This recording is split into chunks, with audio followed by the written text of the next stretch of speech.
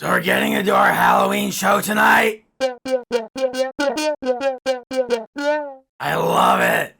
Everyone has to dress up. That's the rule. Oh, this is gonna be fun. Are you ready?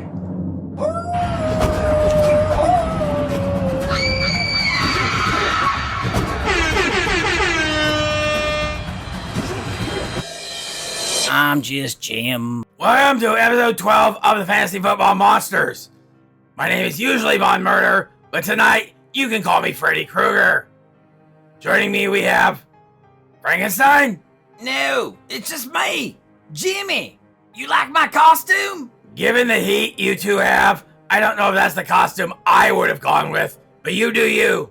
It's all good, man. We did some shots after the last show last time he was here, and it's cool. I promised never to desecrate his heritage again, and he promised never to beat the shit out of me again. Good deal. Well, it looks like Morty's running a little late, so let's get going. I'm here. Where? Right here. I'm in costume. I'm dressed as Griffin, but I think I might have caught something this last week, so I'm masking up so I don't spread whatever it is. How the hell did you manage that? I may not be Joe's favorite, but they like me in the production booth. So we haven't done any general teaching in a while. I want to get back to that. I've got the perfect one for this week. Learning to let that shit go. This is beautiful. People hang on to far too much emotional baggage, and learning how to take it off your mental plate can be very refreshing. Do I look like fucking Dr. Fraser Crane? Fuck that. When I say letting shit go, I mean shitty draft picks. Yep, those guys you drafted high and it just completely blew up in your face. Like Najee Harris, right? He had an ADP of RB9 and is coming out RB36 right now. Well done, Morty. Najee is a great example. We all thought this guy was the second coming of Franco Harris, and right now he's playing second fiddle to Jalen Warren. He's worth keeping in case something happens to Warren, but right now it's far from a slam dunk that you put him in your starting lineup, and depending on how deep your league is, you might even consider cutting him. And that's the lesson you have to learn. Just because you drafted someone high doesn't mean you're required to stick with them. Someone who used to be good or is supposed to be good but isn't producing does nothing to make your team better. For clarification, we are discussing redraft leagues, or leagues where you draft for one team, and at the end of the year, you lose that team and draft a brand new one next year. This is opposed to dynasty leagues, which work more like real NFL teams, where you keep a team year to year, and at draft time, you're just picking up new rookies. Yeah, T. Higgins is another one. Drafted at wide receiver 14, he's currently at wide receiver 47. He suffered a lot with a lot of the other Bengals when they had their slow start. But even since they've come back and started winning, his numbers have not substantially improved. Yeah, you probably use somewhere between a late second rounder to an early fourth rounder on him. Another good one to bench stash if you have the room, especially if something happens to Jamar. But he's definitely not a must play by any means. We're not going to cover all the busts, but the moral of the story is, I don't care where you drafted someone. If they aren't living up to where they should be, don't be scared to bench or even cut players.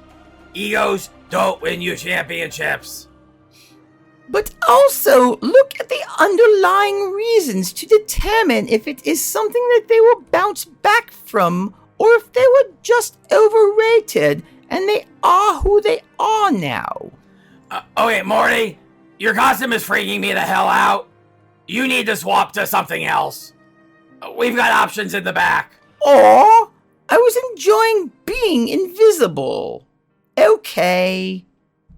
While he changes, let's go over some of the crazy trade news we're getting since this episode's coming out right after the trade deadline. Indeed, the Commanders were definitely sellers, sending Montez Sweat to the Bears and Chase Young to the Niners. It was rumored that they would likely move at least one of them, but apparently they went with both. Well, after Kirk Cousins went down with a torn Achilles on Sunday, the Vikings traded with the Cardinals for the suddenly expendable Josh Dobbs. A huge pickup for the Seahawks as they got defensive lineman Leonard Williams from the Giants for a 2nd and 5th round pick. The Lions strengthened their wide receiver core, adding Donovan People-Jones from the Browns. The Jags bolstered their offensive line, picking up Ezra Cleveland from the Vikings. The Falcons worked to get their defensive line right again after the Grady Jarrett injury by trading for Kentavious Street from the Eagles. The Bills worked to get their defense right again, picking up cornerback Rasul Douglas from the Packers. And even though it happened about a week ago, it's noteworthy that the Eagles got safety Kevin Byard from the Titans for safety Terrell Edmonds and a 5th and 6th round pick. Well, that covers all the NFL trade deadline news. Who do we have doing lead coverage this week? I got something worked out with Jigsaw, so he's no longer holding out. Take it away. Week 8 saw its fair share of upsets as half of the undefeated teams are no more. Wolfman coverage, I'm sure, spent most of Monday night cursing Devontae Adams' name as he fell to Vecna 340 to 331.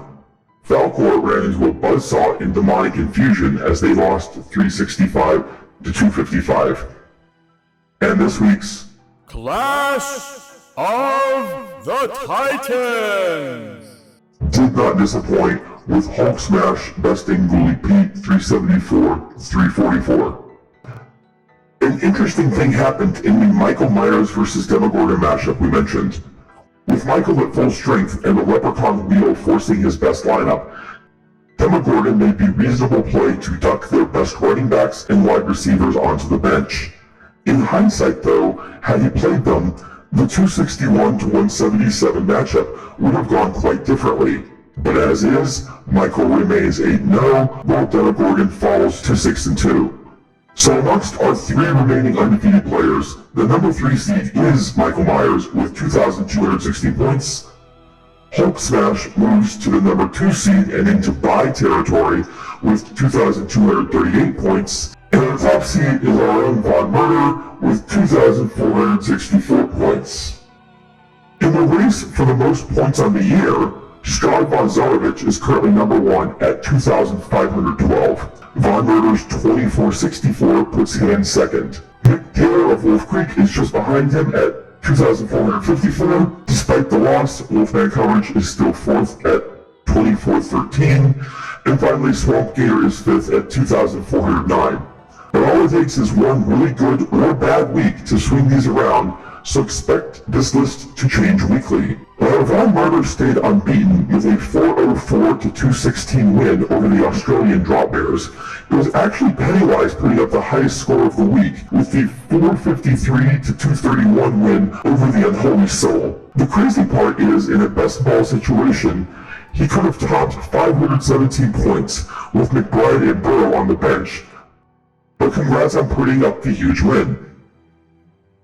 On the monster front, it's been fairly quiet, though Ted Bundy did whip out Frankenstein, swapping Pacheco and Gibbs around to go from a 278 to 257 loss to Lucille into a 316 to 218 win.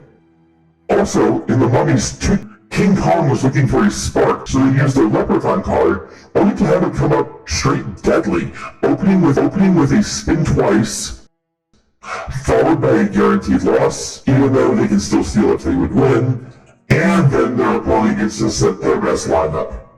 So, Leprechaun has been at best neutral to bad for all 3 spins so far this season.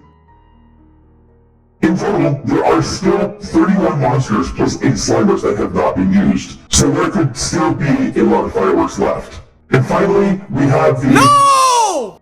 They're all gonna laugh at you! Section where we laugh at all the people who can't seem to set legal lineups. The 9 Isn't 10 awards go to the monster named Janie and Rancor for just playing only 9 players total.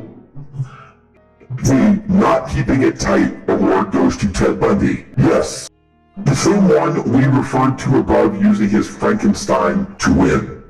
Well, scratch that. because without playing a tight end, they get the fat 0. The 1, 2, what comes after 2 award goes to King of the Monsters, who turned a win into a loss by only playing 2 wide receivers. Finally, Zombie Redneck Torture Family and Nail in the Coffin don't even get an award, because come on, you only need 2 running backs. How do you not get 2 running backs in? Back to you, Von Murder. So no gloating about taking over the top seed in the league? I'm watching too many people I thought were near bulletproof go down. Seems being top spot may be a little unlucky, but that's not gonna stop me from adding the Australian drop bears into the rafters. Lock down! And you? No giant musicals this week? We're not discussing that. Something came over me. I think it was gas. It's gone now. A musical? Really? On a fantasy football show? Nice costume change. Yeah, you missed it off Howling at the Moon. This guy apparently was channeling his inner Barbie. You should go back and watch it. That's okay. I'm good. I mean, I think I am. Anything special about it? I had pink glitter. There. Fine. I said it. Pink fucking glitter. Was that it? Anything else? How much more did you want?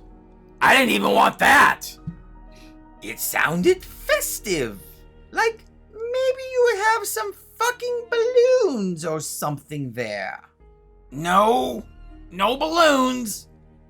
So, did you do anything fun on your week off? Oh, mostly just hung out with the wife and kids.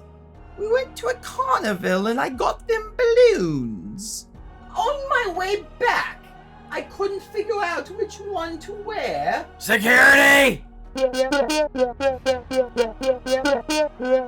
But seeing as Jimmy is still in favor with Joe, perhaps this will help my chances with him. You dressed up as Pennywise? No one did. I mean, he did, but he's not dressing up. That's just him. And I would have gotten away with it if it hadn't been for those meddling kids. Dude, this is twice now. How about we work something out? You obviously want to be on the team. We'll work it out. I appreciate the hustle. Cool. But you can't use your real voice. It's creepy AF. And honestly, we don't like having to make it sound right. They already have enough trouble with my voice. I can just use this one. We'll talk off air. Speaking of off air, that's another one in the books. For Jimmy, Morty, and Penny, I'm Von Murder, encouraging everyone to send in videos to Jimmy Kimmel saying you ate your kids' Halloween candy and film their reaction. Bonus, if you actually ate it. God, I love watching those kids cry. Happy Halloween, everyone!